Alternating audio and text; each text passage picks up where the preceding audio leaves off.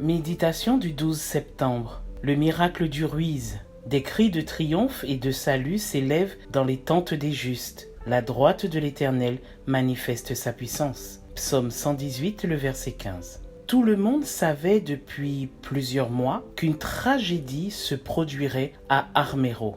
Près d'un an auparavant, les géologues avaient averti des possibilités d'une avalanche due à l'activité du volcan enneigé du Ruiz. Études en main, on débattit de la question au Congrès de la République. Le village allait disparaître, mais aucune autorité ne donna l'ordre d'évacuer et c'est ainsi que se produisit, le 13 novembre 1985, la pire catastrophe naturelle qui ait jamais secoué mon pays. Cette nuit-là, le Nevado del Ruiz, d'où sortaient les cendres depuis des mois, rejeta des gaz, des matériaux et de l'air chaud piégés qui firent fondre le manteau neigeux et provoquèrent une avalanche d'eau, de pierres et de décombres accompagnée d'une coulée de boue et qui dévala le lit de la rivière Lagunilla à environ 60 km/h pour arriver à 23h sur cette ville prospère de 40 000 habitants.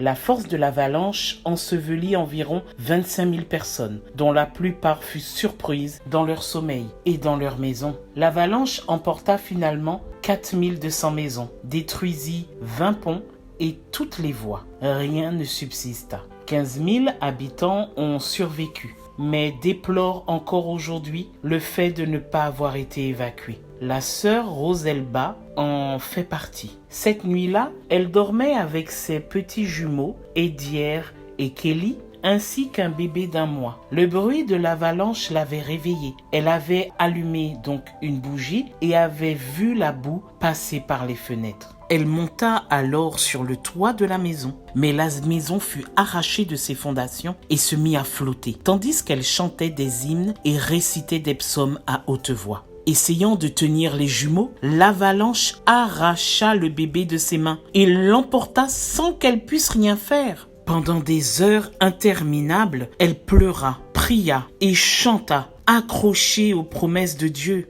Enfin, dans l'obscurité, elle vit un colis emporté par la boue. Elle l'attrapa. C'était un bébé enveloppé de couches qui, couvert de boue, luttait pour respirer. Elle remercia Dieu car, bien que le courant ait emporté son enfant, il lui en envoyait maintenant un autre.